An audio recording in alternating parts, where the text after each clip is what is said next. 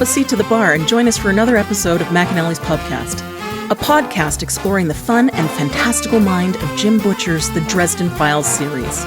Hosts Tansenn, Jes, and Maggie bring you another round of literary analysis on this immense, immersive, and colorful environment inhabited by Harry Dresden, the world's only licensed private investigator and professional wizard.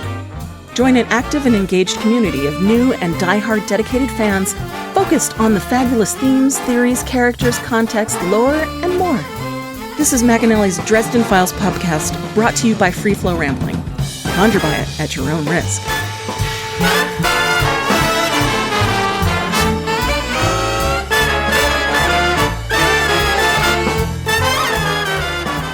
Welcome to the McAnally's Pubcast, brought to you by Free Flow Rambling. This is episode 14.1, Hairbrained, where we are covering the short story, I Was a Teenage Bigfoot. My name is Tansenn, and I'm joined by Maggie. Hello, hello. And Jes. What is happening?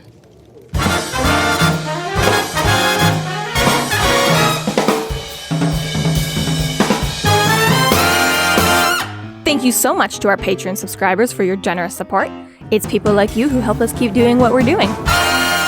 If you're not yet a Patreon subscriber, sign up today and get a fuck ton of bonus content, kick-ass merch, behind-the-scenes outtakes, and more. Sign up today at patreon.com/freeflowrambling.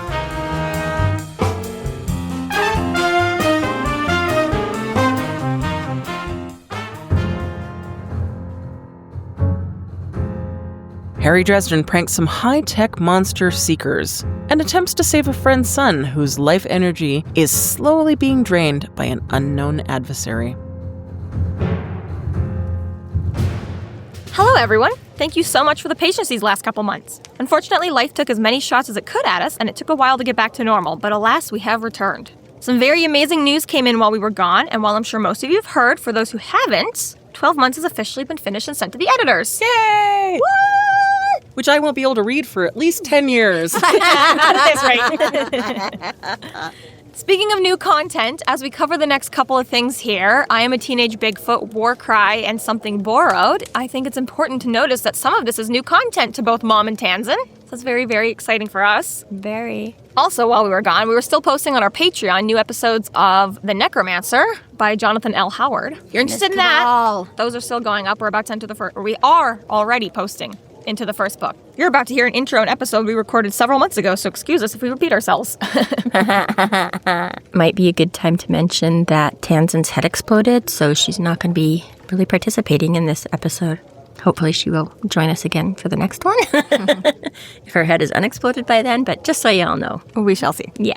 So I think it's really important to start with the intro to the short story, because I think that what Jim Butcher wrote here is actually very integral now to the events of the book as we are coming upon them. Yeah, I kind of like it. I think it's a good intro. So the intro is, the next story, set around the same time as Deadbeat in the main Dresden Files storyline, was written as part of correcting the injustice of not having considered Bigfoot sufficiently in my previous world building. For that reason alone, it was a totally necessary story. But I also wanted to try a tale that was a little less smash action figures together-y, which is a fair assessment of several of my short stories. So I plotted out this one, where the motives are perhaps a little less sinister and a little bit more dangerously human than a simple case of attacker versus defender, and to force Dresden to deal with a situation other than directly confronting some brand of bully. Also, I wanted to show Erwin growing up as well, and particularly the effect Dresden had had on his life. The idea of the consequences of your actions coming back to you in the future is ingrained into the fabric of the Dresden Files, and both your terrible choices and your more inspired ones engender consequences that will eventually come home to roost. So yes, I do appreciate that one line, a little less smash action figures together. I just like the whole thing about it because it's very fair. I find in a lot of other authors' short stories, they are a little bit removed from canon. Mm-hmm. They are afterthoughts in order to participate in the anthology that they are participating in, or the charity that they are writing for, or whatever. Not necessarily just after, but exactly sort of removed to fit into that. Exactly, and I find that Jim Butcher does a really good job of maintaining his canon with these short stories and being able to relate back and forth. And for example, the fact that this is set after Deadbeat is 100%. He mentions in the text, I'm actually also a warden now, so you're fucked, bro. That's kind of a thing. It's not like it's like the fans have maybe had to try and be like, well, it mostly fits between the timeline here. Jim Butcher knows his timeline. Most of his short stories are written in mind of when the fuck is this going to fit in, and who was Dresden at the time that I am fitting this short story into, right? Well, and that too, because it can jump around sometimes, depending on, who knows, right? When he was asked to do this, maybe he hadn't done Deadbeat yet, or it wasn't finished yet, or they, but by the time he had it, right? Like,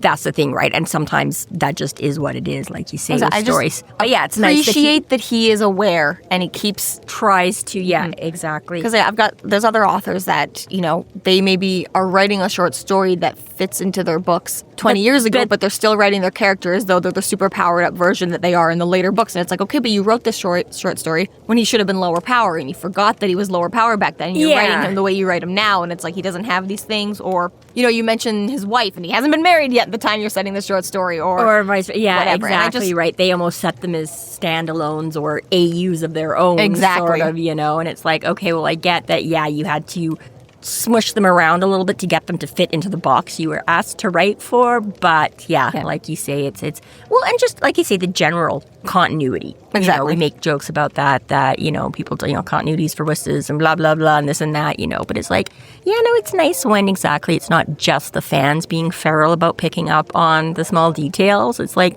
you leave us less to nitpick because you actually take care of that shit. Well, exactly. And I don't know. I do think it's just a little bit part of the author's job. It's like, do you know your world? Do you know your characters? If you're trying to lead this trail of clues for us, you need to be, you can't be accidentally fucking up and giving them a wife 8 books earlier because you forgot something to that effect. And that, yes, you're right. For a series like this one that is meant to be leading as many cookie crumb trails as it is. Yes. I wouldn't expect him to be fucking up that which stuff. Are, exactly. And then obviously there's that one line too where he says, the idea of consequences of your actions coming back to you in the future is ingrained into the fabric of the Dresden Files, both terrible choices and your more inspired ones. Obviously, huge.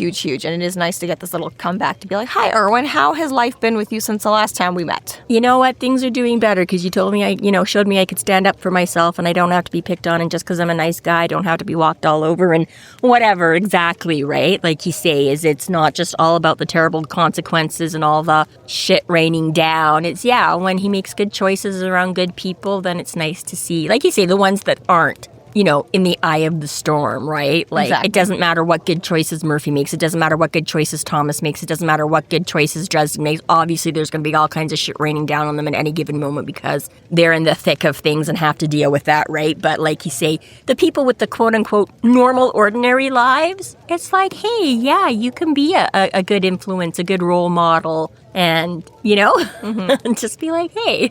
So this book is set just a little bit before Grave Peril, which happened in October 2001. And we are saying that this is set a little bit after Deadbeats, which is October 2005. So we are roughly 4 years, more or less. Sorry. Since we last met Erwin, it's been about 4 years.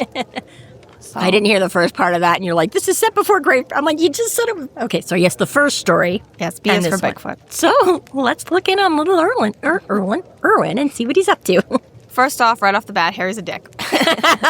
What a funny dick. They go right off. So obviously I'm a Teenage Bigfoot starts with Harry has decided for whatever reason that he's gone off with this group of Bigfoot hunters because fuck walking into the woods alone. I just want to be a dick for no reason. I could easily come here alone, but I'd just get a free ride up to the mountains. So he's with a group of Bigfoot researchers. Apparently he does have a relationship with the main researcher, Dr. Sinor. Yeah. Sinor? Yeah, I don't know. It is kind of funny how I was like, I could see it be a couple of different things. I don't know. Did they tag along on Harry's or did Harry tag along on theirs? Or were they like, hey, you're like a supernatural guy. Come on. Well, actually, it is kind of interesting how he ended up with it, right? Like, what is the reasoning that he ended up going with this? Because he had no problem going by himself. The whole point is that Dr. Sinor or whatever knows Harry for some reason or another. Yeah. And, I don't know, apparently asked him to come along, or he asked them if like I say, I mean, is it... That's the thing that's confusing to me, because obviously if Bigfoot River Shoulders reached out to Harry and asked for him to come. Harry was going to come either way. It's not like, okay, but wait until a research group is already going to go out there. Well, that's what I mean, right? He had no problem coming out the first time and driving halfway up to... And the same thing is, we know it couldn't even be... You can joke and say, like, oh, yeah, he just wanted to catch a ride. Yeah, because he brought his own car. But they all take off, and he has to find his own way back, so obviously that's not right. So I mean, so it doesn't make sense. And then secondary to that of him being a dick is that he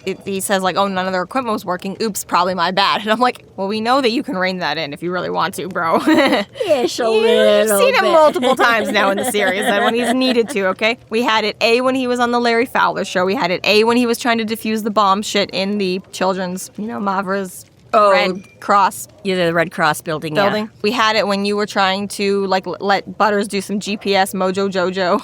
So it's like, if you really wanted to, you could try. Off and Butters just made his own circle to block that out. Harry wasn't really, but yes, it is a little bit funny that sucks, man. I can't believe nothing's working out here. Darn. Try to yeah, exactly right. Obviously, he's like, and then the fact that in pure Harry style, that he just sits down and starts making a fire, eating a sandwich, totally unbothered, not a team player whatsoever. I'm totally here if you guys can find Bigfoot, but I'm not doing anything about. And what would you ask a psychic to do anyways, in regards to finding Bigfoot? Like, what was their play there anyways? They think Harry's a psychic. So what were they gonna ask him from when they eventually was his turn to contribute something? What are you doing, bro? I don't know, just like reading the future. Like you're gonna read the cards and be like, Bigfoot will appear from the west. Yeah, like, I see you having a conversation with a large hairy man, or I don't know. All that to say, Bigfoot does show, so these guys are actually pretty good at their job. They did choose the correct forest in order to which have contact, I suppose. Of course, the flip side of that back thing is Harry didn't necessarily present him. Again, it could just be they don't really know what he is and what he's doing, and they're just assuming because people don't, like, wizards aren't a thing, so he must be a psychic. He just hasn't bothered to correct them or whatever, because that's their question is, what the fuck is he doing? Like, why is it a psychic? Why do we have these? So maybe that wasn't the point. Maybe it wasn't, like... So Bigfoot shows up. Always a fun time. We love our Bigfoot sightings. Love our Bigfoot sightings, and love how that, after all this prep, the second they catch it, everyone just freaks the fuck out and runs away. Gone immediately. Yeah. And Harry obviously giving his girlish little scream too. Yes. Yeah, well, to egg them on, but I mean, again, right? It was just like... gotta wonder. You have an unsophisticated sense of humor. Yes, River Shoulders. Yes, he does. Yes, he does. He's 30-year-old human male. That's, yep. So essentially we get the whole rundown is that River Shoulders had asked to meet with Harry once more because, once again, Erwin Pounder is having troubles in school and he would like Harry Dresden to go check up on him and make sure that things are not as screwy as they once were before. And he does even give sort of plausible reasons for why Harry needs to do it, right? So, okay, obviously Bigfoot can't show up. Erwin still doesn't know who Papa is. And obviously, it's awkward for him to just stroll into the middle of town. And Mama's away on an expedition, right? Mom cares. Mom will be there, but Mom's, working and doing a thing and he's out of boarding school. So it's like, rather than pull her away from her thing and... can you maybe check up on stuff? Because, again, maybe it's a thing you need to look after anyways, right? But it's not just one of those weak things of like, hello, where's their, parents during all of this? Like, why aren't they? But not being irresponsible parents here, okay? But yes. No, yeah. For this specific circumstances, River Shoulders thinks that it might be magical anyways, and so they might as well just get Harry to go check it out and see. Yeah, exactly. Because, either before you freak Mom out further or before you pull her away from her dig or whatever, right? It's kind of like, all right, cool, this is plausible. So basically, River Shoulders is upset and worried because Erwin is sick, which is just not possible for scions, apparently. Yeah. Apparently, they just don't get sick. Their immune systems, their aura, their magic, their innate, better genetics, etc., etc., they cannot get sick. So the fact that Erwin is sick right now is like... what the fuck is going on? Not possible. You need to go and find out what's really going on because it literally can't be sickness. And Harry's obviously a little bit skeptical about this. Come on, kids get the sniffles, he is half human, and Bigfoot's But I was going to say, I was like, but that whole half human thing would be, I think, more cause for Harry to be like, oh yeah, that is weird. Like, I feel like that should be a more maybe known thing. Like, your average vampire or Bigfoot or whoever is clearly not getting sick the same way. So I think I would be more believing of it rather than fight it like the way Harry does. Literally easy. That just seems like normal monster lore, like... I don't know, a very sort of 50-50 thing, I suppose, because like anything else, obviously some of the supernatural abilities are diminished from the human half, right? Where some of the human half is enhanced by the... So I'm like, I guess you could be just as easily one way or the other, right? And be like, okay, well, you can't actually leap, buildings in a single bound. You can just jump halfway up them. So you could still get sick. You're just not going to get as sick or as long or as, or maybe it's going to take a really big one to hit you as opposed to you never get a common cold, but you can totally come down with pneumonia or something. I don't know, but regardless. One more thing where it's how's certain, half of the genes just managed to, right? I'm like, I'd be okay with that and just not have to get sick. Would be useful. Paula thinks, the school's doctors say he's got something as River Shoulders puts it called mono, or just mono, the rest of us.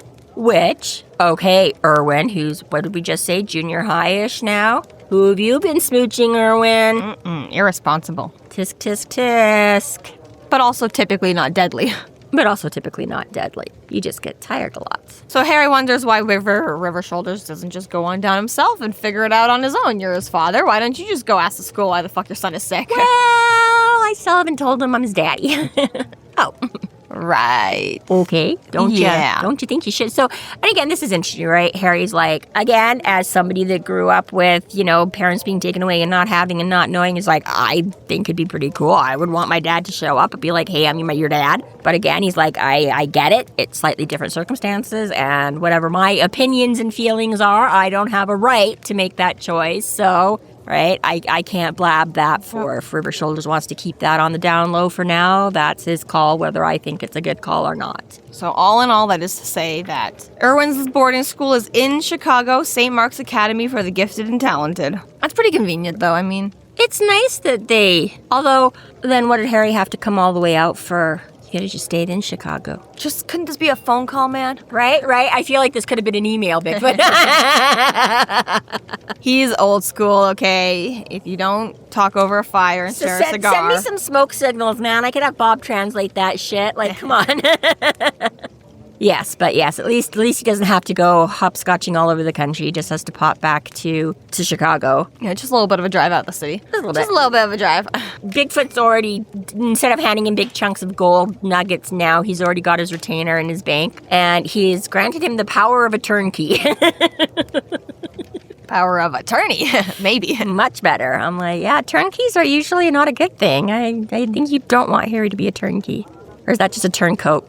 I don't know. Either way. So Harry heads back to Chicago and he gets ready to head up to the school, and this seems to take him all night. He does not go to bed. He does not sleep. Once again, Harry, drive all the way out of the city, go meet Bigfoot, drive all the way back into the city. Now it's morning. Put on your suit and get to work. Come on. Even in a short story, we don't have time for bed. No. There's always stuff going on. Low stakes, not in my world. And yeah, I'm not a suit guy. For one thing, when you're in BA size, you don't exactly get to buy them off the rack. For another, I just don't like them. But if only Susan were still around. She'd keep you looking so snazzy. But they're a handy disguise when he wants people to mistake him for someone grave and responsible. And this part a clip-on, really, Harry? Yeah, that was ridiculous. You went through Des Moines and Ebenezer, and you have a clip-on. This has to be willful defiance. That's absolutely. There's no way. Des Moines just was, the stylish, snooty appearances, yeah. I mean, he wasn't taking them to balls. He wasn't taking them to... But he was that kind of guy, right? You know what I mean? Had it still been the era of balls and things, that would be right. You just know that Des Moines dressed to impress and guaranteed knew how to tie a tie. And Ebenezer, again, is just old school, and if you're going to do something right, do it right. And Ebenezer would just know how to tie a tie, because he had to fucking learn to tie one way before clip-ons were a thing, so goddammit, Harry's going to know how to tie. You know what I mean? That just honestly disappoints me a little bit. I don't know why. It is a little ridiculous. Right. And yeah, I again, we've seen him wear ties before as well. Maybe Susan tied the last one for him, but I'm sure you've had ample time to figure it out now, Harry. Oh, right. Okay, you know what? I guess maybe. The only thing that literally just occurred to me this second, maybe with his left hand not being as... But really, I mean, it just kind of has to hold it. You don't really need two hands down. It just kind of has to support, yeah. Figure it out. I don't know. I'm sure Mouse could tie a tie. You should have a spell for this by now. I'm sure Thomas could tie a tie. Ask for some help. Right? He would have some... A spell would choke him, no. Tie him Newsome or something that would definitely tie him like the perfect necktie around his neck. But Bob, I give you permission to possess the cat and tie my tie. possess me for 5 seconds to tie my tie. To tie my tie. Yeah, he's just not trying. No, he's not even.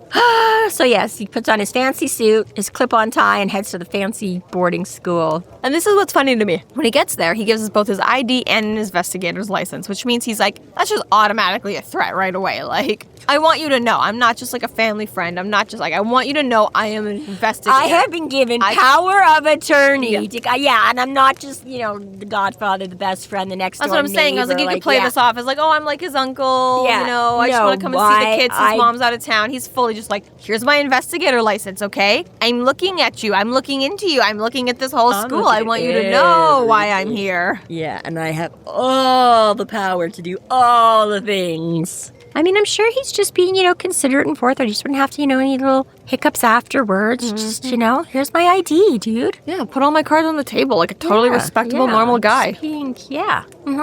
And then it took him a polite quarter of an hour to get the lady in the front office to pick up the fax granting him the power of attorney. It's a little bit weird, though, because, immediately the school doesn't want him to go and see the kid, which is automatic red flags. Because if you've got a kid who's sick in the infirmary, you'd think family would just come to be like, hi, you okay? How's life? Well, and to immediately be turned away at the door and be like, he's fine, fuck off. It's like... Exactly. And especially, like you say, right? It's like, okay, mom's out in BC or whatever, so yeah, I'm going to send somebody closer to home to come check, and immediately you're all squirrely. Like, yeah, I mean, again, you can be like, we're a very important, we care about our clients and their privacy and but it's like, yeah, you have been sent and you're just like willfully, deliberately refusing to get to pick up the notification and whatever, right? Like, yeah, it doesn't. Dr. Fabio.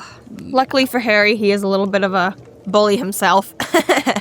And he manages to make it clear that if he doesn't see the kid himself, he'll make it a big issue if Mama has to come see the kid himself. Yeah, Which is, fair. And I do we had kind of had this moment, too, in the forest with Bigfoot when Harry was like, listen, there's a difference between Mama instinct and a wizard on the case, right? Obviously. Like, Mom can come and throw a big a fit as she wants to, but you do still need a supernatural person to come and help you with something that is potentially supernatural here. Yeah. And obviously, that's why Harry is being so pushed back. He's like, I was hired to do a job. I'm going to do my fucking job. Let me see the fucking kid. Mm-hmm. But I also kind of wish it was a little bit of that. Like, yeah, nope, I'm going to call Mom right now. That'll be way more fun for all of us, believe me. Right.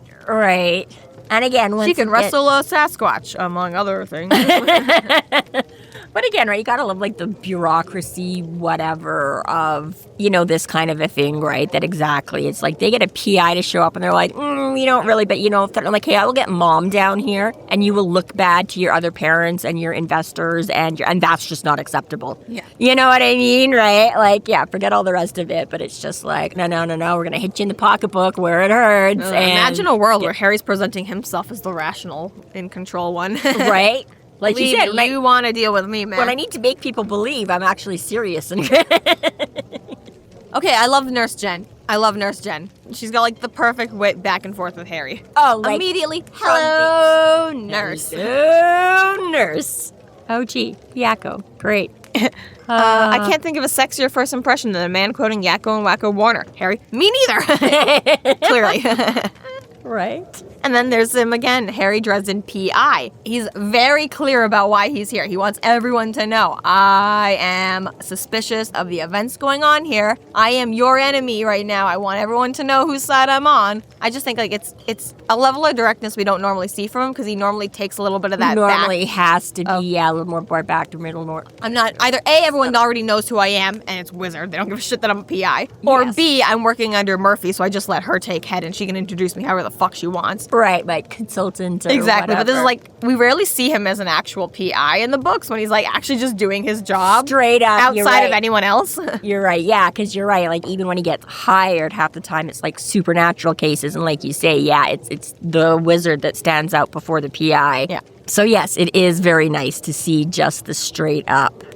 My name is Harry and I do my job sometimes. Right now I'm getting paid for the first time in a while. just to do straight up, well, not even, I guess, because it's still a supernatural aspect of it, but more of a straight up without it being linked to 16 other things that he can't talk about. It's like, this is actually just a standalone case that I'm here to just do this so I can be just this, as opposed to, like you say, the last one where you're like, well, I'm dealing with Mavra, and I'm also dealing with the Kremlerites, and I'm also dealing now with the Count, right? It's like 90% of the time my pay is just not being killed in the morning. like, right. It's like, you lived again. Congratulations. Oh, gee, thanks. Yeah, great. Awesome. Yeah. Wonder how fucking Nick Angel's doing it. Right.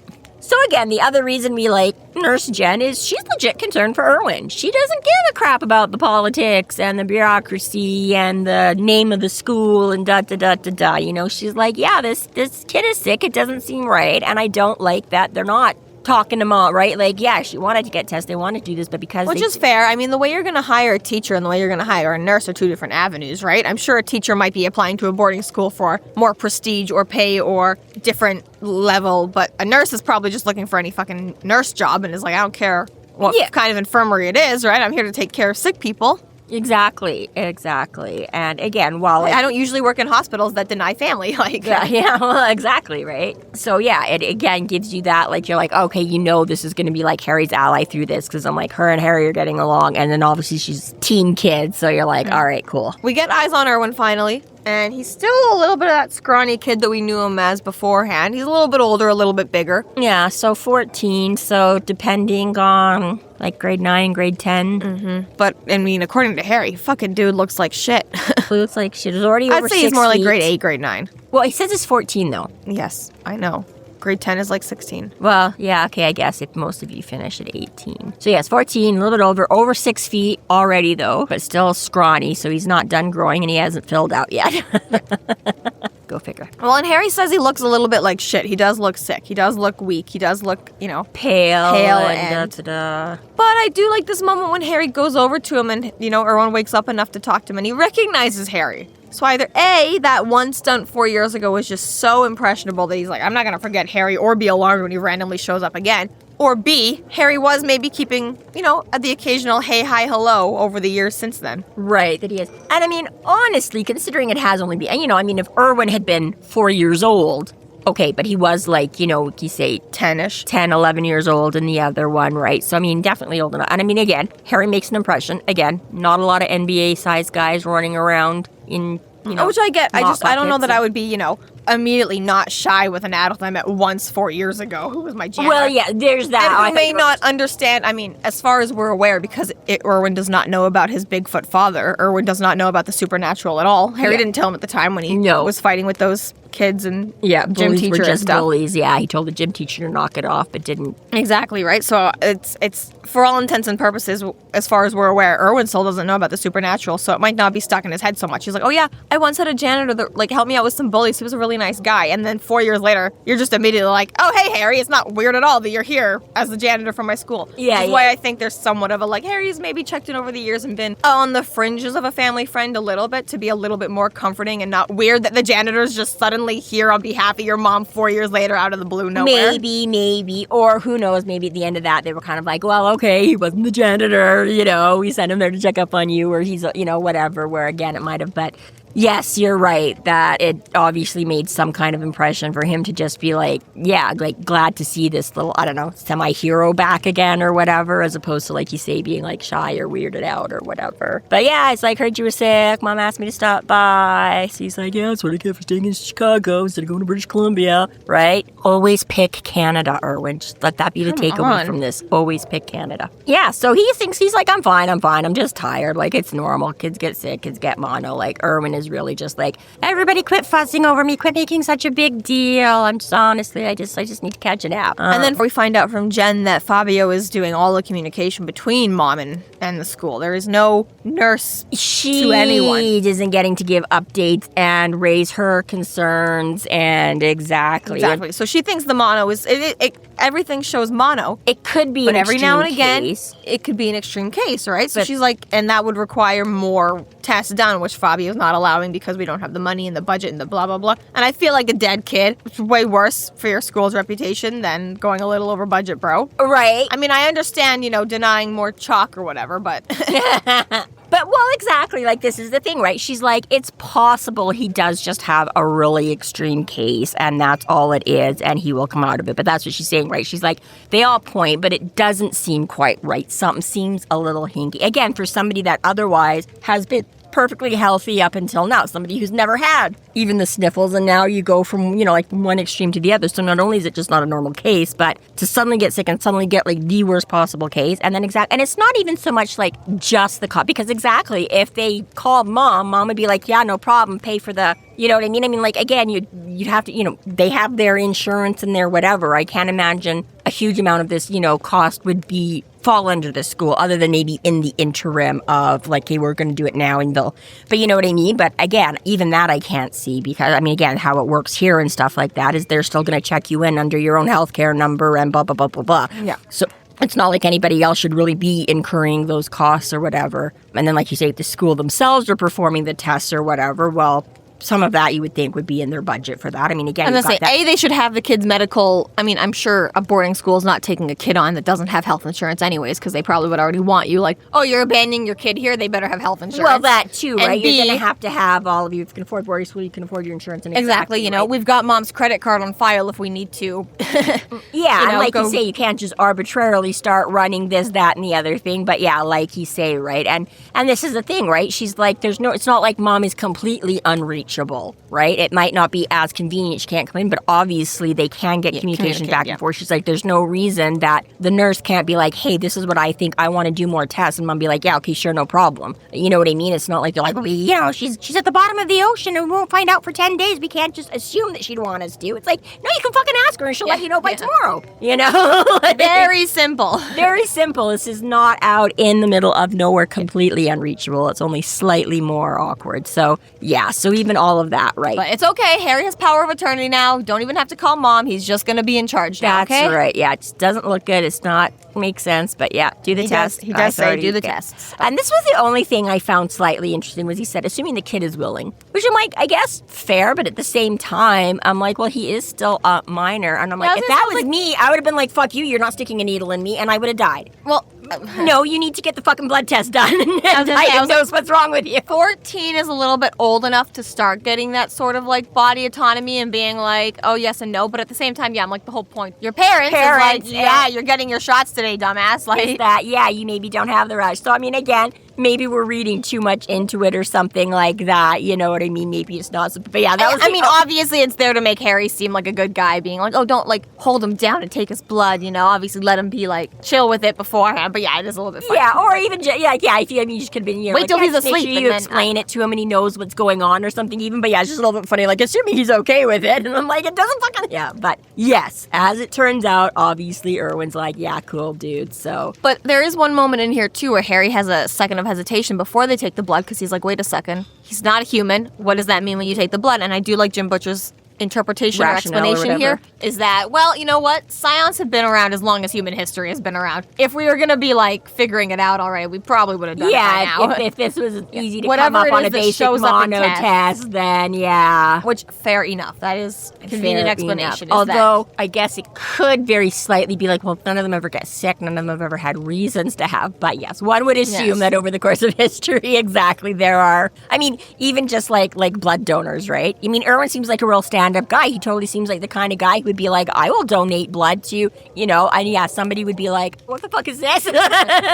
So, exactly. Ultra A plus blood. Right. Where did you get this? Exactly. You're like, you'd feel like, yeah, exactly. It would have come up before now. So that's very funny. It's what is it? O positive? O negative and O positive. I know, but which one is which? O negative, I believe, is the universal donor, and O positive is the universal recipient. So it'd be really funny if it was just like little known fact, but every O negative is a scion. Yeah, there you go. That would mean my dad was. Now we get on to the magic. Apparently, based off of the way that Erwin is, this must be a constant ongoing attack. If it's not sickness, it's got to be a nonstop, continuous thing. Who is getting it? Who is, I don't know.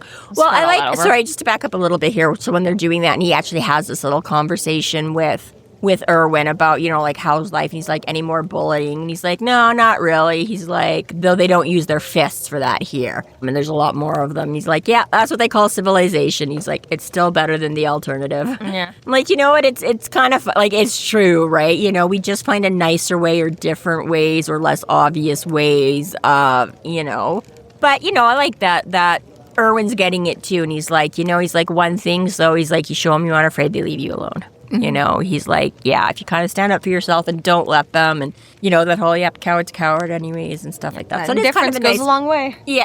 So it's nice that it's like, no, all his problems haven't magically disappeared or anything like that. Still a kid. He's still, overly tall and gangly for his age, and he's probably still kind of a nerd who'd rather read a book than, play sports or whatever was, and blah, blah, blah. But exactly, right? He's like, I'm learning and accepting this is life, and I can learn and accept it within a decent, I can find a way to deal with it that it's not ruining my life or making me be anybody I don't want to be or anything like that, right? So it's a nice little empowerment of, just like, hey, yeah, life isn't perfect. Life still sucks, but, you taught me that that's just right. You deal with it and you move on and whatever. And then this moment here of River Shoulders hadn't asked for my help because I was the only decent person in Chicago.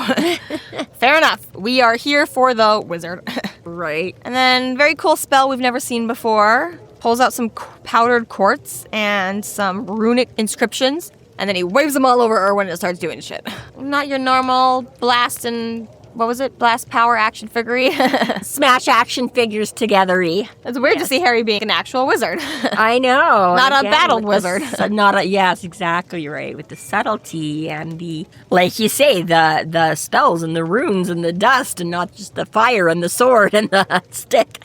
And this is where we get to see that aura that, River Shoulders was talking about, that A, supernatural just generally have more of, but B, the Bigfoot in and of themselves are an old and powerful race, and they have a lot more of it than others, and Erwin's got that. And I love how, the delivery of this, Harry has, folded it into a paper fan like we all used to make in junior high. I don't know if the boys did as much, but, most girls I know, I was like, I can remember making a lot of paper fans back in the day. So let me just fold it up to that and just gotta go fish. And done. And done. And yeah, so this kid's got it. It packs a punch. Well, and this is the thing, is that not only does Erwin still have a lot, but he has so much that you can tell how much is missing. Yeah. He's got scars on his aura. He's clearly been attacked multiple times over long amounts of times, which is scary. He's just a kid. He's what the 14. And yeah, and again, the only reason that he has sustained is because he has this big, overwhelming abundance of it. But yeah, it's been siphoned off so much now that it's literally making him sick, kind of a thing, It's he's got a lot, but he needs all of it. It's there for a purpose, and pulling it away is now... Oh, exactly. And one of Harry's theories is that, you've been so reliant on your aura that now that sickness has gotten in, you've got no immune system because the immune system never had to develop because the aura was so strong, too. So yeah, nothing ever... Maybe this is simply a case of mono that's going extreme, but it's because of this other, yeah. So that's a little bit fun, too, in the fact that it's two different things at work right now. Yeah. It's not just an immune system that's, bolstered by magic. It's that no, magic is its own shield, and if somebody gets through that, hopefully you have, your regular human defenses as well, but... Well, but I mean, it makes sense, right? Like, your lungs are not armored. Your lungs are... Because it assumes you've got your rib cage and your whole skeletal structure, right? You suddenly start taking away that skeletal structure, your lungs are hooped. My lungs didn't need to be armored because they're not supposed to be out there on their own, right? And even Harry says, he's a full-blown... grown-up wizard. I mean, he's not an ancient wizard, but he's a full-grown man, and he's like, mine's not anywhere near what this kid's is, Again, it tells you just how much of an impact that whole Bigfoot side has and everything like that, how much naturally, they are connected and ingrained and in-depth and blah, blah, blah. And then you gotta wonder who can siphon aura. That's obviously what the White Court feeds on. That's their whole shtick is eating life force. But as Harry says, he's a 14-year-old kid at a boarding school. It'd be a little bit weird for that to be the situation in this case. Probably not. And again, it doesn't always have to be just the sexual whatever. But exactly, probably not what's going on. And I mean, we can even sort of surmise from that because as we learned with Inari, she was 19 and going into her, right? So I'm like, obviously it can vary slightly sexual maturity. But, like, that's the thing, right? It's like most of them don't have it until they're... And again, well, some of them are sure. Again, most 14-year-olds aren't really taking, right? So I'm like... And again, it seems like their powers don't manifest until they sort of get to that point, right? So again, while, the rest of normal teenagehood, I'm assuming Inari had all kinds of hormones going on well before then, right? But it's like, she wasn't really... It's not that those make you act on it, right? Your demon side doesn't start influencing that until you sort of, right? So, yeah, it seems very, very unlikely that that's where that would be coming from. So, yeah, time to start looking at whatever else might be. So basically he figures that's not his most likely. So he's just kind of going to kick back and sit back and wait for now because kind of can't do anything without anything happening. So for now, he's just going to wait for the next attack. Yeah, sit, keep alert, watch out, and hopefully he can spot something, when it's happening before something more major happens. So yeah, so Nurse Shen comes back. She's brushed the results off too. Seems sort of surprised that Harry's still there. Harry's like, yeah, I came to you. She's like, well, I can just, give your number and give you a call. He's like, you can still do that. And she's like, yeah. You want my number? You can have my number. I'm taking a break from dating cartoon characters and the children who love them. So yeah, she's like, it's mono. And he's like, what the fuck? And she's like, apparently acute, but apparently that's it. So so obviously human medical science, that's the best they can figure. So Harry's like, all right, definitely down to the supernatural side. That's not fair. It's both black magic and just also mono. Right. So, and he's all like, shouldn't we rush him to the hospital? She's like, dude, he's in one. Hello, private school. We've got everything just as much as we need. He's like, oh, well, all right then. That is helpful. But also not, because it means I can't remove him from whatever's going on. So, damn it. So he does call mom, and he's like, listen, legit, actual, real problems. Maybe you should come back and see your son, Yeah. Which, I don't know. I don't really get that conversation, the whole point. Harry's the one who has to stop the magic, okay? And I understand, okay, the kid's legitimately sick. Mm-hmm. Sure, yeah, get mom over here. But it does seem a little bit, I don't know, rushed to me, I guess. It's like, okay, Harry, just do your job first before you contact everyone. Yeah, I guess. I mean, he puts it as, he's like, it could be serious, because he's that ill, and he's like, there could be complications. I don't think he should be alone. So it may just be the fact of, like, yeah, she can't do anything. She can't fix the mono, and she can't fix the aura eating. But it's like, you can just be here for your kid, kind of. Which I do get that. Maybe that is the only point of it. Like, yeah, just that. Yeah, there's not anything actually she can do, but just, like, he could actually be sick. It could actually... I mean, yeah, hopefully Harry seems to have got there in enough time that I don't think Harry thinks the kid's actually going to die or anything like that. But I mean, I guess it's fair that he's like, who knows? And we don't know why it's happening yet. If they suddenly decide to rip out a big chunk instead of little bits, then maybe. But yeah, you're right. It sort of doesn't seem like it's as serious of a situation otherwise. So yeah, the only thing I can think is literally just kind of be like, well, he's actually legitimately sick. Come hold his hand. I don't know. Yeah, I don't know. It just seems a little bit jumping the gun. A little bit, maybe. Since, the whole point of you being here is that they don't have to be here, but anyways, yes, it's fine. It is a nice thing. I'm sure the kid will like to see his mom when he's feeling crappy. I just, Yeah, although I guess maybe the fact that he does know there is something, because like you say, maybe if it was just legitimately the mono, he'd be like, okay, you don't have to come running back for that to hold his hand, but... What I mean, though, is that still is a little bit like, well, she can't help with the magic anyways, and once you solve that, shouldn't it just be solved? But yes, okay. Solved, but yes, yeah. Fine, no, I yes, do kind of get, I agree, there was a bit of that like, okay, but... So Nurse Jen is a little bit like, what the fuck is wrong with you? Why would you call her and put her up in a panic for no reason? And Harry's like, blah, blah, fuck you. It's actually is a panic, and it's worth being a thing. But obviously he's not telling her about magic, so it's a really weird exchange where she trusts everything he says despite the fact that he says nothing, and he's like, your instincts are so good, and she was like, I don't fucking trust you either, bitch. Right. Well, and that's the thing, she's like, I can just get like security back here to like, but I mean, it's kind of funny because I was like, but these were the things you were kind of concerned about. You were upset that Fabio wasn't letting you call and tell him. Now that Harry's called and told her, you're like, whoa, wait, I don't know if we really, did we really have to tell her? Right. But yeah, exactly. He's like, I don't speak my knowledge. But I mean, like, the best that Harry can do right now is imply that Erwin's being poisoned. So it's like a little bit like, again, and he says in a little bit later here, like, oh, does any lunch lady have it out for Erwin, right? So I totally get from Nurse Jen here this whole, like, what the fuck is wrong with this guy? Like, are you actually straight up implying that he's being poisoned right now? Because Harry can't say anything else about it. And that would be the next reasonable conclusion about it is sickness, but it's intentional sickness. And it's like, all right, well, then what the fuck does that mean? Yeah. And for Nurse Jen to essentially take these zero answers and still be like, Okay, but I'm watching you. Yeah, right. Yeah, I do wonder sometimes these tropes in books and things like that come up, and I'm like, if I was presented with these things, or like anything I can think of as a close similarity, and I'm like, yeah, that's not automatically where my brain would have leapt from there. Like, yeah, sure, when I'm reading a book or watching a movie, I know where we're supposed to end up, but yeah, exactly, I was like, no, in real life, I'd be like, are you fucking kidding me? I'm like, this would be me going home from work and being like, can you fucking believe this guy? Like, he was like, blah, blah, blah, and I'm like, dude, are you? And he just, I'll never be invited on an adventure because I shut people down so quickly. Right? I'm like, don't talk to me. Exactly. Go away. I don't care about your story. I didn't ask. Like, right, exactly. I was like, all these things where it's like, yeah, I wouldn't just be I don't know you, and I know we only just met, but I believe you. And I was like, yeah, no, I'd be like, am I getting pranked? Yeah. Like, I feel like... There's the door. Yeah. So anyway, so she feeds him. She orders him extra dinner from the cafeteria. When he sends up Erwin's meal, she gets him food, and big surprise, the fancy expensive boarding school has better meals than the public school cafeteria. Crazy. I'm like, man, maybe I should have wanted to go to boarding school. And he stays awake so that he can keep an eye on him and blah, blah, blah, blah, blah. And he doesn't want anything, and just can't be falling asleep on the job. But Harry says here, my record for going without sleep is 6 days. That's psychotic. That is literally. And you're like, okay, you know that there again is mystical, magical shit at play because... I might not have had the greatest academic experience in childhood, but the other things I've been required to learn had made me more ready for the eat-or-beaten portions of my life than just about anyone. Bro, just like, seriously, I go a long time without sleep, okay?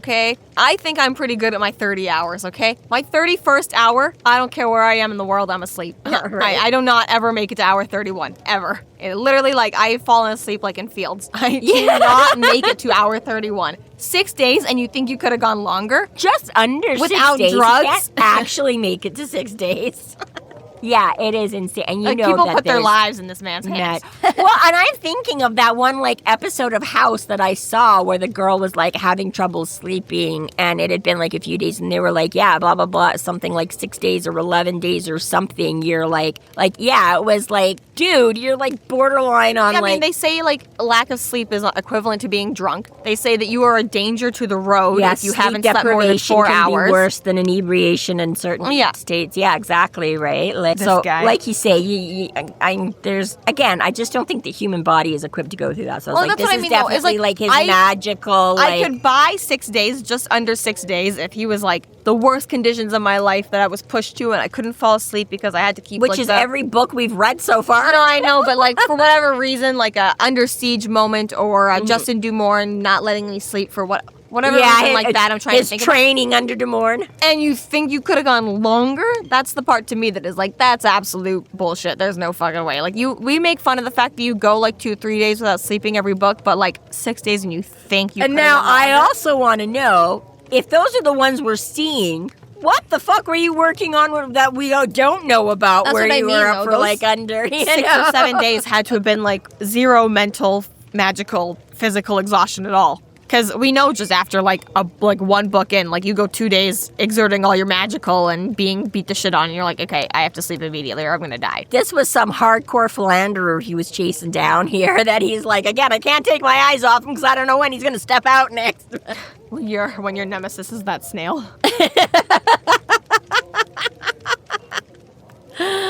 Jesus. Yeah. So yeah, doesn't want to risk being lazy. Yeah. That's not the word I'd use for a bro, but okay. Yeah. The attack came just after 9 o'clock. Yeah. Great. Nurse Jen was taking Erwin's temperature when I felt the room fill with oily energy. Gross. Yeah. Why is it always so icky? I know. Yeah. And then the equipment starts to explode. Blows his brains out with your thermometer. Like, yeah, maybe just not take that. Yeah, let's just move that away from him right now. Use the mercury one next time. Yeah, so shit starts happening, and Harry's like, do. And then, Erwin starts having, like, what is maybe an asthma attack. He doesn't get air into his lungs. Like, what the fuck? What kind of spell is this where it's like... What kind of mono crap is this? That's the thing that's so crazy, is, like, this black magic is clearly so dark and twisted. It's like, first I suffocate the kid, then I steal his life force. Yeah, I don't know. Maybe that's just the effect of stealing the life forces. It just acts like, I don't know. But I love where he's, like, sort of pinpoints, and he's like, what's that? He just points to, like, a random wall, and he's like, what's that way? And she's like... the cafeteria? He's like, yeah. To the lunch ladies, what else is over there? But that's the thing, is that in the first book that we had with Erwin, he was being specifically bullied by fellow classmates at a little bit of the behest of the gym teacher who was encouraging them to, flex their claws and Flex their claw, yeah, right? exactly. But right. it was typically, so Harry has essentially gotten the same idea here, is that he's dealing with some more bullies. He's like, all right, where the fuck are these punk-ass kids? And what the fuck are they up to, right? And what the fuck kind of life is this for poor Orrin, that he gets picked on and bullied and attacked in elementary school? He gets picked on and bullied and attacked, and I'm like, is there no safe school for this child? And what about all these other scions, Like, do we really need to take a page out of, Disney or something like that, and have, like, some kind of sky-high descendant sort of, like, okay, we need a school for these things because obviously they're not safe in general population? Well, they're being bullied by the other scions, so. Yeah, but again, there should be a place for this where he's not just, randomly, like, again, I'm like, you can't find just a right place for this kid to fucking go to school and learn his ABCs, man. Like, Jesus. Yeah, so apparently the administration building is off in that direction. Not the dorms, so no punk-ass kids. You know who didn't want me to come in here and help Erwin out? Dr. Fabio. That's the crazy. main administrator. Weird. I'm gonna go look over there. Yeah. So we had this moment earlier where Nurse Jen was getting angry at Harry and was all like, bitch, if you, get too fucking weird, I'll just call the winged monkeys in and have you removed. And Harry was all like, they can try. She's like, the fuck is that supposed to mean? And he was like, Not that big. You'll see. And now here we are. The winged monkeys have arrived and they go to remove Harry. And he's like, wop, bala, bop. Yeah. Slap, slap, slap. You go into a wall, you go into the floor, and you slice open your face. Yeah. And Nurse Jen is just like, okay then. what's going on right now? Which is totally fair. Harry, what the fuck? You have zero decorum whatsoever. Now, like, you did try to leave the room, but I'm just like, you bitch. Like, Yeah. But again, right, very people interesting can't know about that wizards, just as but he's like, I'm going to go check things out, all of a sudden security shows up and is like, gee, it's after hours, mister. You shouldn't be here. Which, I'm sorry, buddy, your timing is terrible. You should have had them show up like half an hour I was literally going to say earlier the same thing. I was like, Fabio, you're the one in charge of when you do the spell. Why did you send security like a minute after you hello? started? Like, Right. Oh, let me give you a heads up first and then be like, by the way. Like, what is this? Like, I told you guys not to stop for coffee on the way over. You were supposed to be there already. just makes it so funny to me because I'm just like, Yeah, I don't know, lock him in the room. Like, they could have Ridiculous. just barricaded the door and left you in there. They could have come hours ago and kicked you out and forced you out. They could have poisoned your lunch. It's 9 o'clock at night. Yeah, I'm pretty sure after hours was a hell of a long time ago. Right? That's the excuse you want to make, right? Yeah. Yeah. So, yeah, exactly. So he just boop, boop, boop, as you say, Hawa, Bruce Lee style, and want to choo-choo ride? Oh, fuck, man. He's such a dork. And heads over. Yeah, Yeah, very easily heads over. very easily. So, It's a nice thing about short stories. It's like, communication, 100%.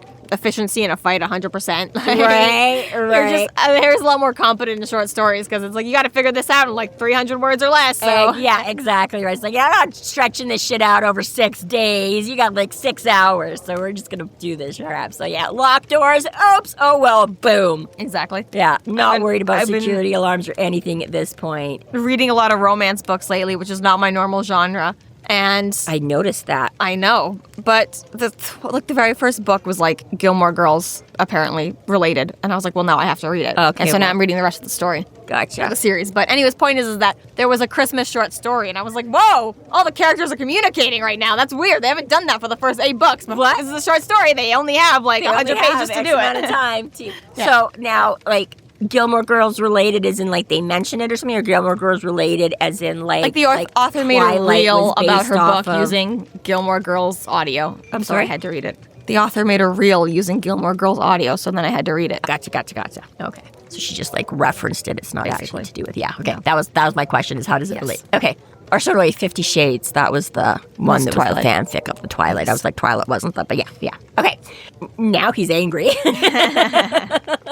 The lights have gone out. Emergency lights are on. He's Yeah, stalking you know, off in the dark I was in just the red. upset. Now you made me beat up some of your goons, and you locked the doors to your building, and now I'm just like, you know what? I don't have time for this shit.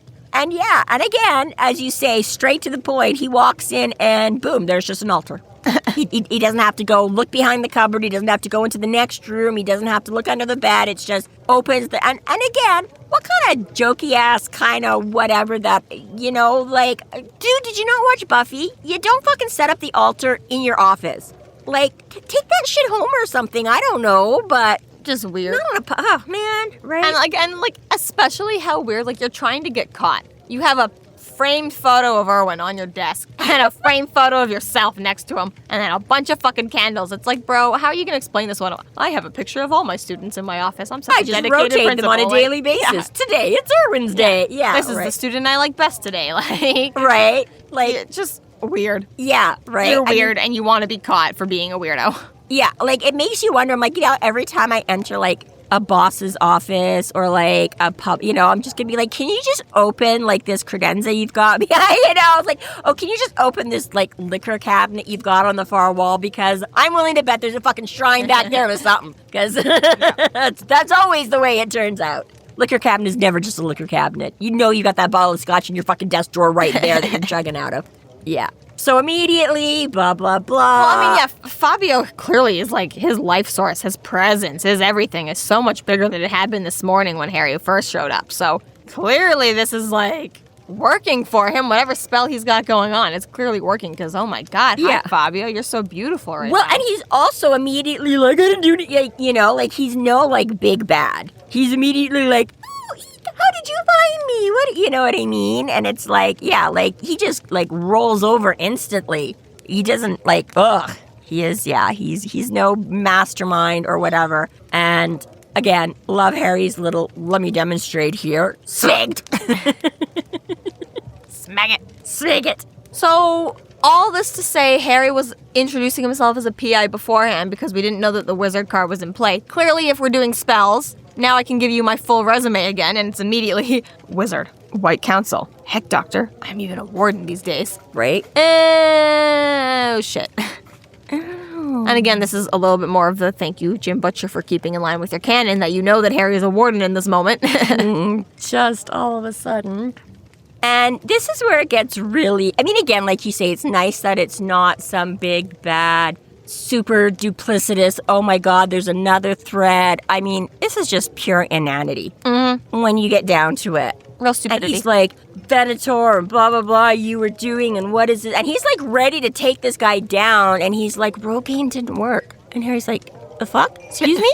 What? My hair and skin type weren't good for a transplant. Huh? Nothing to do with Bigfoot per se. Nothing to do with magical kids per se. Nothing to doesn't do even with know the that Erwin is a world. Scion. No, he's just like, this kid just has a lot of life force and I need some. He's just like, cool, you got extra, man. It's like, hey, she's got hair down to her feet. Like, let's make some wigs, like, it'll grow back. No big. Yeah. Nothing to do. Like, literally. Yeah.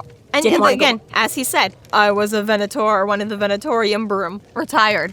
And it's like, you should fucking know. Bro. He's like, and again, like, Harry has a quick moment here where he's like, oh, these guys were like, they're invaluable to us. They're like basically a group of, in the know people who aren't strong enough to join the White Council. So we use them as, their information. Their information, right? They're just a little bit, there's somewhat more of them than us. And so we can, they can pass messages or be spy. And again, they're humans. Yeah. They're not, whatever. So they can just, do whatever in the human world. And again, unless they get sort of caught in the act, there's no reason to suspect them of stuff. But exactly, they have knowledge. They can do this. They're like the Gileses of the... Exactly, right? Like they and completely aware of the laws. And research and communication and information and set up drop 100% aware they should not be performing black magic. Even for hair. Yeah. Even for, because that's even for. I mean, I get this is important. But not even that is worth breaking, yeah. Yeah, and so this is it. He's like, could do the transplant, and like, see how well it's coming in, and I gotta maintain it. And this is the other kicker. He didn't just need to like get it going. It's ongoing because he needs to maintain it, and he doesn't want to. And Harry is just gobsmacked. This is a little bit ridiculous. Harry's like, of all the reasons and all the, problems Harry has, like, I just fucking stopped war, like, weeks ago. I just stopped, like, straight up Himmler's disciples, blah, blah, blah. Yeah. And you're gonna bring this shit to me? Hair follicles? Really? Right. This is. And then, he's like, you might have killed him. And he's all like, what? I wasn't trying to do. I didn't. He's like, dude, you, what? And you think black magic does siphoning light force? Oh, well, that's the other thing, right? I mean, it's almost worse that he does, because you think, like, then he would have been like, oh, okay, magical dude, he's got lots of extra, it'll regrow. I'm like, so you just thought he was a plain moron? I mean, again, we've talked about, human souls and this and that are different and have and blah, blah, blah, that other creatures don't have. But at the same time, I'm like, yeah, I would think that would, almost be worse. And especially because the spell was, like, again, humans don't have particularly long-lived lives. You siphon off our life force, that's it. We're not talking like, oh, you're 400 years and I just brought you down to 350. Yeah. Like, you know what I mean? I'm like, it's almost worse that you didn't realize this was going to be just as lethal or worse or whatever for... And just that fact that it was suffocating Erwin, okay? It was actively harming him. Like, maybe you think there's a reason he's got all this life force? Well, you think there's a reason he's in the infirmary right now. I didn't think it was hurting him. He's just in the infirmary for a totally unrelated reason of mono. And while he's in there, I'm going to keep doing this. Hushing and not letting anybody perform. Yeah. It's a little late to be playing. I feel like he knew something was going on here. Like, yeah, exactly, right? Like, it'd be one thing if he was just in his bed with a cold and it's like, well, maybe. But, like, the fact that, like, once they move the kid to the infirmary, you think, maybe I should hold off for a few days. Maybe. And the fact that exactly you're like, I can't tell Mom what's going on. I can't tell the nurse what's going on. I got to get Harry out of here as fast as I can. But I just swear I thought you knew this was impacting. I didn't know it was hurting anyone. Yeah, right? Yeah, I'm sorry. Ugh.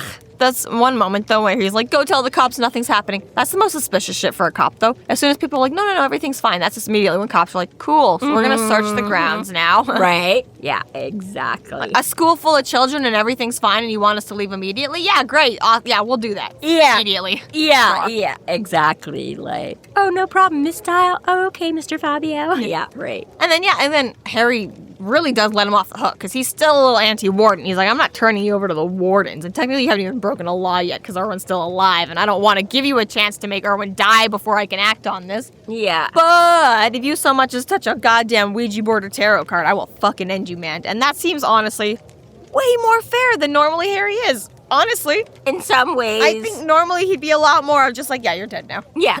Well, and again, normally the stakes are higher. Normally he's, got a lot more going on. Under attack and be like, you know what, I can't police you right now, so I will just remove you from the... But he doesn't even, get Dr. Fabio, removed from his position at the school or anything like that. Like, you're a danger to the children. Which also I'm sure he will pass on all of the relevant information to the parents. That's true. Paula may have this guy out. Yeah, he's like, I don't have to do that. Yeah, exactly that's how I think that it would go and play. By the way, once I file my report, she will be hearing about all of this, just so you know. Your day is actually going to get a lot worse tomorrow as soon as she shows up in the town. Remember I said she's the second scariest parent. Yeah. But I do think he did have a lot more mercy than he normally shows.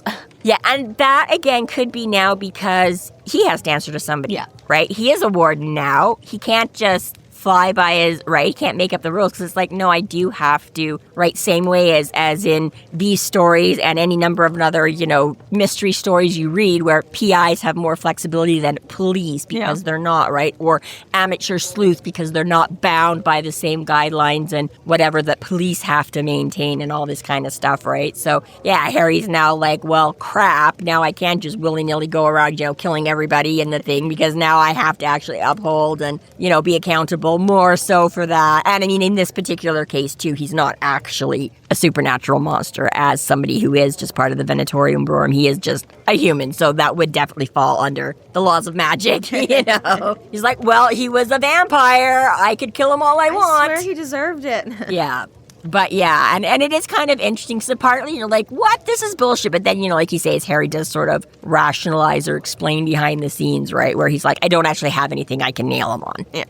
He's like, there isn't actually anything sort of prosecutable here. So the best I can do is make the threats and let him know. There's no attempted murder charge in Wizardland. Well, yeah. And like you say, there's no proof for this or that or whatever. So yeah, I'm just gonna set this up. And yeah, it's basically going to be on your, and yeah. You can, it's a hollow threat, technically speaking, but if you know what's good for you, you're not going to push the envelope because I will find another reason to come revisit you if, And then, like you say, right, there's a good chance he's going to have to find a new line of work anyways because by the time Mr. and Mrs. Bigfoot are done with him, they're... Yeah, and luckily for Erwin, that turnaround is immediate. Pretty much. Like, basically, by the time Harry makes it back to the infirmary, Erwin's already sitting up, and he's more alert, and he's more like, I've got a hunger again. That vitality life force thing is like, holy shit, bro. Talk about a bounce back, yeah. No so kidding. It's interesting. So it tells you, so even despite the fact that there He must had those scars and had been deeply hurt by them. Well, but I was going to say that there must have been some ongoing that was keeping him down because, right, it makes it sound like Harry couldn't detect really anything until the that spell spell started at 9, happening. yeah. But obviously, that was just like a spike in it. Erwin should have because just been for him sick, to- every night at 9 or whatever the fuck. Yeah, Fabio had exactly, time. right? Like, if he was sort of that low, there must have been sort of, like you say, like a thread still hanging on connecting, and then he would, sort of like, I don't know, a passive It's like connection. that mono getting in underneath the skin, right? It was like, okay, like the defenses were down just long enough for the sickness, and now Now that we've the blocked gates all are back up, but the virus is still supernatural- under there, so you're still Yeah, fucked. But now that we've instantly patched the holes and you can instantly start rebuilding defenses, yeah. Because, I was going to say it is pretty, like, boom, right, to go from, like, one to the other just that instant. You think, like, again, like, in a day or two when it slowly was start coming back. But But yeah, nope, right away, that vitality thing. And it is nice because he's like, your mom's coming, and Erwin's legitimately excited. He's like, oh yeah, I guess it's mom. He's like, wait, it's not because of me, though, is it? It's like, no, it's just anyways, like, maybe a little, but, But again, right, that, like, oh, I don't want to feel bad. I don't want to pull her away from nothing. And it's like, well, you're lucky that now it's nothing. Well, exactly. But we didn't know for sure. But yeah, going from an oxygen tank to just totally fine, I want more food is remarkable. Yeah. And Nurse Jen almost gives Harry his accolade. She's like, I know you did something. I don't know what the fuck is going on in this place, but you did something. And Harry's like, yeah, well, had a hunch. Yeah.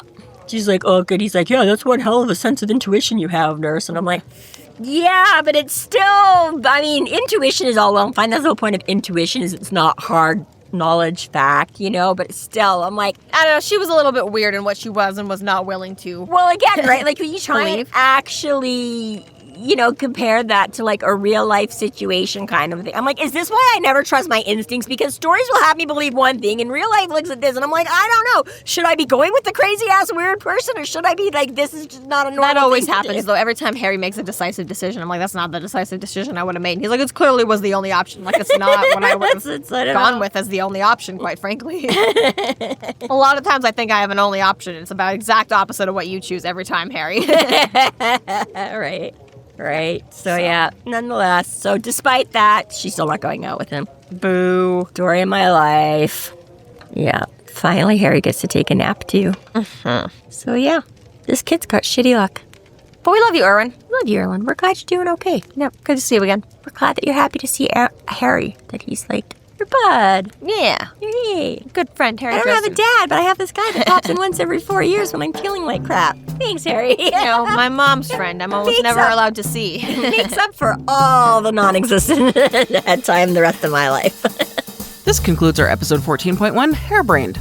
Thank you for listening. You can find us online at freeflowrambling.com and McAnally.ca. There we have links to our other podcasts, social media, and other fun tidbits. Please subscribe if you like what you're hearing, and please consider supporting us through Patreon to keep the magic alive and to see more content. We are free flow We are free flow rambling. We are free flow rambling. Conjure bite it. Holy shit balls. I gotta go. I just gotta fucking go. Conjure by it at your own risk.